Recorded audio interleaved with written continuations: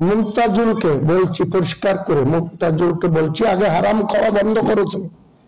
মুমতাজুল, তোমার লেকচার আমি সহ্য করব না।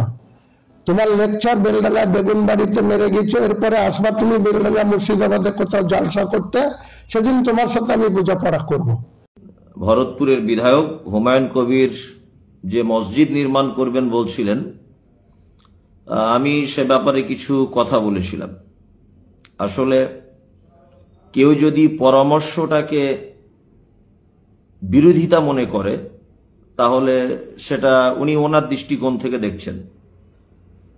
ঘটনা হচ্ছে, আজকে ভিডিও দেখলাম যে উনি বলছেন যে মুর্শিদাবাদ বেলডাঙ্গাতে কোথাও এলে মানে আমাকে দেখে নেবেন, আমাকে অনেক রকমের হুমকি বা অনেক কটু কথা উনি বলছেন। আলহামদুলিল্লাহ, এতে আমার কোনো দুঃখ নেই। আসলে আমি ব্যক্তিগতভাবে যে হুমায়ুন কবিরের মানে বিরুদ্ধের লোক তা নয়। আমি যে বাবরি মসজিদ নির্মাণ হবে তার বিরোধিতা করছি তা নয়। কারণ আপনি জানেন যে কোনো ধর্মপ্রাণ মুসলিম কখনো মসজিদ বা মাদ্রাসার বিরোধিতা করতে পারে না। আসলে হয়তো আমি একরকম বোঝাতে চেয়েছি আর আপনি একরকম বুঝেছেন, এটা হতে পারে। আমি বিরোধিতা বলতে আর বিপক্ষে কথা বলতে এটা বলেছি যে বর্তমান সারা ভারতবর্ষের যে পরিস্থিতি, সেই পরিস্থিতির দিকে লক্ষ্য রেখে আমার এই কথাটা ছিল। এবং আপনারা দেখতে পাচ্ছেন যে আমরা কিন্তু আবেগে গা ভাসিয়ে দিলে হবে না। আজকে দেখতে পাচ্ছেন যে ওয়াকফ সম্পত্তিগুলো আজকে চলে গেল আমাদের কাছ থেকে। রাজ্য সরকার এর দায়িত্ব নিয়েছিলেন যে আমরা ওয়াকফ বিল পশ্চিম বাংলাতে অন্তত পক্ষে আমরা প্রযোজ্য হিসাবে মানব না, বা ওয়াকফ বিলের যে দাবি সেটা পশ্চিম বাংলাতে হতে দেব না। কিন্তু শেষ পর্যন্ত তিনিও হাল ছেড়ে দিলেন। তার মানে বুঝতে পারা যাচ্ছে যে বর্তমানে আমাদের পক্ষে কেউ নেই। মুমতাজুলকে বলছি পরিষ্কার করে, মুমতাজুলকে বলছি আগে হারাম খাওয়া বন্ধ করো তুমি। মুমতাজুল, তোমার লেকচার আমি সহ্য করব না। তোমার লেকচার বেলডাঙ্গা বেগুন বাড়িতে মেরে গেছো, এরপরে আসবা তুমি বেলডাঙ্গা মুর্শিদাবাদে কোথাও জালসা করতে, সেদিন তোমার সাথে আমি বোঝাপড়া করব। তুমি কত বড় দালাল হয়েছ। তুমি ইউটিউবার চালাও, ইউটিউবারদের পয়সা হারাম, লটারির পয়সা হারাম। তুমি আবার বড় বড় লেকচার মারছো। তুমি কোরআনের বিজ্ঞ ব্যক্তি হয়েছ, টাকা নিয়ে বক্তব্য দিতে এলে সেটাও তো হারাম। 100 বার আমরা তো বলছি রাজনীতির ভাষণ দিতে যাই, কারোর সাথে টাকা নিয়ে করতে যাই না। 30 বছর আগে থেকে কংগ্রেস করতাম, তখন কংগ্রেসের নেতাদেরকে জেলায় আলী হোসেন মন্ডল বলে এক নেতা ছিল, তাকে যখন আমি কোনো সময় বলতে গেছি যে আমাদের শক্তিপুরে আসেন, রেজিনগরে আসেন, একটা ভাষণ দিতে হবে একটা মিটিং এ, তা আমাকে বলতো আমার কাছে তো টাকা নাই, আমার অ্যাম্বাসেডারের 300 টাকা তেলের দিয়ে যাস তাহলে যাব। আমি কারো সাথে 300 টাকা নিয়ে তোমার মতন 15,000 টাকা অ্যাডভান্স নিয়ে বক্তৃতা করতে যাই না বন্ধু। তুমি আগে হারাম খাওয়া বন্ধ করো, তারপরে লেকচার মারবা। মুমতাজুল, তোমার লেকচারের ধার ধারণা হুমায়ুন কবির। তুমি মুর্শিদাবাদে যেখানে জালসা করতে আসবা, তোমার সাথে ওই কথার কৈফিয়ত আমি নেবো, তারপরে তোমাকে ছাড়বো। দেখি তোমার পিছনে কে আছে, কটা লোক তোমাকে সাপোর্ট দেয়, দেখবো আমি। তোমার জালসা করে খাওয়া বন্ধ করে দেবো, তোমার মুনাফিকগিরি করা বন্ধ করে দেবো। মুমতাজুল, উনি জালসা করে বেড়ান, মুসলিম সমাজের কোরআন হাদিসকে বিক্রি করে খান, কোরআন হাদিস থেকে উদ্ধৃত করে টাকার বিনিময়ে তিনি জালসা করে বেড়ান। তিনি যদি এত উপদেশ দিচ্ছেন, তো তিনার উপদেশটা আমি গুরুত্ব দিতাম যদি তিনি 1 মাস আগে থেকে লোকের কাছ থেকে অ্যাডভান্স নিয়ে তারপরে তিনি কোরআন হাদিসের ব্যাখ্যা করতে যান। আমরা রাজনীতি করি, রাজনীতির মঞ্চে আমরা যখন কোথাও কোনো মঞ্চে ভাষণ দেওয়ার জন্য, সে ডমকল হোক, জলঙ্গি হোক, চাই জমিপুর হোক, চাই ফারাক্কা হোক, চাই রেজিনগর হোক, বেলডাঙ্গা হোক, কোথাও যখন আমরা রাজনৈতিক বক্তৃতা দেওয়ার জন্য কোনো মঞ্চে যাই, এই মুনতাজুলদের মতন আমরা কারোর সাথে অ্যাডভান্স নিই না, কারো কাছ থেকে তেলের পয়সাও চাই না। আমাদের গাড়ি রোজগারের পয়সায় তেল পুরে আমরা সেখানে গিয়ে বক্তৃতা করতে যাই। কাজে এখান থেকে মুনতাজুলদের সঙ্গে আমার পার্থক্য। কারণ মুনতাজুলরা কোরআন হাদিসকে ব্যাখ্যা করে মানুষকে বোঝাতে যায়, কিন্তু নিঃস্বার্থে না, নিজের ব্যক্তিগত স্বার্থটাকে আগে মানে কার্যকরী করে, বা আগে অ্যাডভান্স টাকা নেয়, তারপরে তিনি যে ভাষণ মারতে যান। তিনি আবার আমাকে জ্ঞান দিচ্ছে যে একটু ইসলামিক হসপিটাল করলে ভালো হতো, একটি মসজিদের কোনো দরকার নেই। আরে মসজিদের দরকার নাই তো তোমার ভাষণের কি দরকার? তুমি যে ইউটিউব চালাও, ইউটিউব চালিয়ে পয়সা রোজগার করো, ওটা কোরআন হাদিস মোতাবেক হারাম। তুমি সেটা তো কাউকে প্রচার করো না বন্ধু, যে আমি হারাম খাই, হারামখোর। হারামখোরদের কথা আল্লাহ কোনোদিনই কবুল করবে না। কিছু লোক আছে লটারি পেটের দেয়, লটারি কাটে, লটারি বিক্রি করে। এই লটারির টাকাও, লটারি কাটাও হারাম, লটারির পয়সা খাওয়াও হারাম। তো এই সমস্ত জ্ঞানদাতাদের কোনো জ্ঞান আমি শুনবো না। আজকের দিনে আমি 5 ওয়াক্ত নামাজ পড়তে পারি না ঠিকই, সেটা আল্লাহর মাফ করবে, আল্লাহর কাছে ক্ষমা চাইবো। কিন্তু এই ধরনের মুনাফেকদের কোনো সাজেশন, আরো কিছু মুর্শিদাবাদ জেলায় টুপি আর দাড়ি রেখে তৃণমূলের চাটুগিরি করে বেড়াচ্ছে, আর কিছু তৃণমূলের প্রশাসনের কাছে গিয়ে, পুলিশ প্রশাসনের কাছে বলুন আর সিভিল প্রশাসনের কাছে বলুন, গিয়ে তারা গাড়ির তেল নিচ্ছে। আর এই হারামখোররা, তোরা টুপি রেখে আর দাড়ি রেখে এই হারাম খাওয়া বন্ধ করবি কবে? তবে ভাষণ মারবি। আর তা নাহলে তোদের কি অবস্থা করব এই মুর্শিদাবাদ জেলায় তোরা বুঝতে পারবি। তোরা 3000 টাকার ওয়াকফ বোর্ড থেকে টাকা দেয়, সরকারি কোষাগার থেকে দেয় না। সরকারি কোষাগার থেকে প্রথম 3 মাস 4 মাস দিয়েছিল, তারপরে কোন জৈনিক ব্যক্তি হাইকোর্টে কেস করে এই রাজ্য সরকারকে সেই টাকা দেয়া বন্ধ করেছিল। ভুলে গেছিস? মোনাফেকরা আবার আমাকে জ্ঞান দিচ্ছে যে এই করা উচিত না, এই করা উচিত না, কলেজ করুক, হসপিটাল করুক। আরে সরকার কিসের জন্য আছে?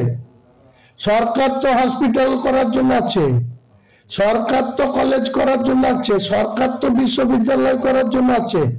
এখানে একটা এত বড় জেলা একটা মেডিকেল কলেজ আছে, তার পরিষেবা সারাদিন আপনারা যান, যে ভিজিট করুন, কটা মানুষ বিনা চিকিৎসায়, একটা রুগী 2টো বেডে, একটা বেডে 2টো করে রুগী, 3টে করে রুগী রাখা হচ্ছে।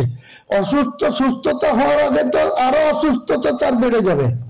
সেসব জায়গায় তোমার কথা বলার ক্ষমতা নাই। তুমি বড় বড় জ্ঞান দিচ্ছ। আব্দুর রাজ্জাক মাওলানা তার বউকে নিজে পঞ্চায়েত সমিতির সভাপতি করে রেখেছে, সে আবার রাজ্য সম্পাদক হয়েছে, জেলার ইমাম সংগঠনের সম্পাদক। সে কাল বড় বড় ভাষণ দিচ্ছে যে পরিবেশ নষ্ট হচ্ছে, আমি নাকি বাবরি মসজিদ করব বলেছি, তার জন্য দাঙ্গা লাগিয়ে যেতে পারে, কাজে এই ধরনের কাজ না করতে। এই মুনাফেক, তুই যখন লোকের কাছ থেকে তেল নিয়ে বেড়াস, বিডিওর কাছ থেকে, ওসিদের কাছ থেকে, কোন নীতিতে তুই নিয়ে বেড়াস? মুনাফেক। তুই মুনাফেকের জ্ঞান আমাকে শুনতে হবে। বা একটা কি বলবো, ফাসাদ লাগার সম্ভাবনা রয়েছে যে আমি মমতাজুল ইসলাম কোন পলিটিক্যাল লোক নয়। আমি রাজ্য সরকার পর্যন্ত আমার এই বার্তাটা কি করে পৌঁছাবো যে মুর্শিদাবাদে একটা চিকিৎসালয় দরকার, একটা স্কুল দরকার। বরং উচিত ছিল হুমায়ুন কবির আর 40 বছর রাজনৈতিক দলের সঙ্গে যুক্ত, সর্বপ্রথম ওনারই এই দাবিটা তোলা দরকার ছিল যে মুর্শিদাবাদে একটা হসপিটাল হোক এবং মুর্শিদাবাদে একটা চিকিৎসার ব্যবস্থা হোক। হুমায়ুন কবির সাহেব বলছেন আপনি যদি বাড়াবাড়ি করেন তাহলে আপনার জালসা করা বন্ধ করে দিবেন। দেখুন, একটা কথা বলি, আমি হুমায়ুন কবির সাহেবকে ব্যক্তিগতভাবে শ্রদ্ধা করি। ব্যক্তিগতভাবে হুমায়ুন কবির সাহেবের সঙ্গে আমার কোনো রাগারাগি নেই, কোনো ঝামেলা নেই, আর আমি কোনো দলও করি না। আমি ভারতবর্ষের একজন সাধারণ নাগরিক, স্বাধীন নাগরিক। আমার জাতির মসজিদ তৈরি করবেন তিনি ঐতিহাসিক বাবরি মসজিদ। আমি বাবরি মসজিদের বিরোধিতা করিনি, আমি সময় এবং পরিস্থিতির বিরোধিতা করেছি। যে এই সময়ে, এই প্রেক্ষাপটে, এই পরিস্থিতিতে সারা ভারতবর্ষের মুসলিমরা এমনিতেই এসআইআর নিয়ে আতঙ্কিত, এমনিতেই এনআরসি নিয়ে আতঙ্কিত। আবার তার মাঝখান থেকে যদি আমরা বাবরি মসজিদ নিয়ে আবার যদি মাতামতি করি, তাহলে আমার মনে হয় এর ফলাফল ভালো হবে না। ওই জন্য আমি হুমায়ুন কবির সাহেবের বিরোধিতা করিনি। আমি পরামর্শ দিয়েছিলাম যে আপনি যদি 130 কোটি টাকা দিয়ে একটা মসজিদ নির্মাণ না করে যদি আপনি একটা হসপিটাল করতেন, যদি আপনি একটা মানে চিকিৎসার ব্যবস্থা বা একটা শিক্ষার ব্যবস্থা করতেন, তাহলে মুসলিম জাতির উপকার হতো। এখন উনি পাল্টা বলছেন যে এখন কেন হসপিটালের কথা বলছে মমতাজুল। আসলে হসপিটালের কথা এটা আমার কথা নয়, সারা মুর্শিদাবাদবাসীর কথা। আর শিক্ষা প্রতিষ্ঠান, ইউনিভার্সিটি সারা মুর্শিদাবাদবাসীর কথা। ঘটনা হচ্ছে যে আমি মমতাজুল ইসলাম কোনো পলিটিক্যাল লোক নয়। আমি রাজ্য সরকার পর্যন্ত আমার এই বার্তাটা কি করে পৌঁছাবো যে মুর্শিদাবাদে একটা চিকিৎসালয় দরকার, একটা স্কুল দরকার। বরং উচিত ছিল হুমায়ুন কবির আর 40 বছর রাজনৈতিক দলের সঙ্গে যুক্ত, সর্বপ্রথম ওনারই এই দাবিটা তোলা দরকার ছিল যে মুর্শিদাবাদে একটা হসপিটাল হোক এবং মুর্শিদাবাদে একটা চিকিৎসার ব্যবস্থা হোক। তো উনি তো বলছে যে হাসপাতাল করবে, ওখানে পার্ক বানাবে এবং ওখানে মুসাফির খানা খোলা হবে। আচ্ছা, উনি তো বলছেন, ঘটনা হচ্ছে যে উনি বলছেন পার্ক বানাবেন, হসপিটাল বানাবেন এবং ওখানে একটা মুসাফির খানা তৈরি করবেন। ঘটনা হচ্ছে দেখুন যে কোনটা প্রয়োজন আগে এটা আমাদেরকে দেখতে হবে, কোন জিনিসের প্রয়োজনটা আগে। যদি হুমায়ুন কবির সাহেব একটা স্কুল তৈরি করেন, প্রথমে সেখানে ছাত্র ভর্তি হবে, গার্জেনরা আসবে। হুমায়ুন কবির সাহেব যদি একটা হসপিটাল করেন, সেখানে রুগীরা ভর্তি থাকবে, তাদের অভিভাবকরা আসবে।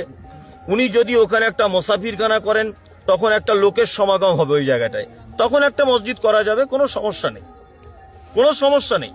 হুমায়ুন কবির সাহেব একটা কেন 20টা বাবরি মসজিদ করুক, আমাদের সমস্যা নেই। কিন্তু আমাদের কথা হচ্ছে এই যে এই মুহূর্তে নয়, এই সময় নয়। কারণ এমনিতে সারা পশ্চিম বাংলাতে একটা রাজনৈতিকভাবে হিন্দু মুসলিম দ্বন্দ্ব লাগার বা একটা কি বলবো ফাসাদ লাগার সম্ভাবনা রয়েছে। ওই জন্য আমার পরামর্শ যে এই মুহূর্তে নয়, আপনি অন্য সময় ভাববেন। 100 বার আপনার রাইট আছে, গণতান্ত্রিক অধিকার আপনার আছে, আপনি মসজিদ করতে পারেন, যে কেউ করতে পারে। আর সব থেকে বড় কথা হচ্ছে এই, দেখুন আমার মা যদি এখন মারা যায়, আমার আব্বা যদি দ্বিতীয়বার বিয়ে করে, তাহলে আমার দ্বিতীয় মা যদি বিশ্ব সুন্দরীও হয়, তবুও আমি সেই বিশ্ব সুন্দরী দ্বিতীয় মায়ের দিকে তাকিয়ে আমার মায়ের স্বাদ জীবনেও পাবো না, জীবনে কোনোদিন পাবো না। তা আমাদের যেটা বাবরি মসজিদ ছিল, সে বাবরি মসজিদ আমাদের অন্তরে আছে। সে বাবরি মসজিদ অন্যায়ভাবে আমাদের কাছ থেকে ছিনিয়ে নেওয়া হয়েছে। এর জন্য আমরা প্রতিটা মুসলিম দুঃখিত, প্রতিটা মুসলিম দুঃখিত। বাচ্চা ছেলে কাঁদছে, মা আমার বাঘ দরকার, মা তাকে ভোলানোর জন্য প্লাস্টিকের বাঘ কিনে দেয়। বাচ্চা ছেলে কাঁদছে, মা আমাকে হরিণ কিনে দাও, মায়েরা ভোলানোর জন্য তাকে একটা প্লাস্টিকের হরিণ কিনে দেয়। তা আমি বলবো আমাদের যে বাবরি মসজিদ ছিল তার জন্য আমরা এখনো পর্যন্ত কাঁদছি। তাই বলে আমাদেরকে দ্বিতীয়বার আর কোনো বাবরি মসজিদ দিয়ে ওই বাবরি মসজিদকে ভুলিয়ে দেওয়া সম্ভব নয়, কখনই সম্ভব নয়। আমাদের ওই বাবরি মসজিদ আজও অন্তরে আছে। অবশ্যই মসজিদ হোক, উনি মসজিদ করবেন, ভালো জিনিস। তবে আমরা বিরোধিতা করেছি সময় আর পরিস্থিতির, আমরা বাবরি মসজিদের বিরোধিতা করিনি। এটা হুমায়ুন কবির সাহেব হয়তো বুঝতে তিনি ভুল করছেন, এছাড়া আর কিছু নয়, এতটুকু। আর মাননীয় বিধায়ক হুমায়ুন কবির যে আপনাকে মুনাফেক এটা ওটা বলেছে, এই ব্যাপারে আপনি কি বলবেন? দেখুন, হুমায়ুন কবির সাহেব আমাকে মুনাফেক বলেছেন, আমাকে হারামখোর বলেছেন, অনেক কিছু বলেছেন। আমাকে মুর্শিদাবাদে পেলে উনি দেখে নেবেন, অনেক কিছু বলেছেন।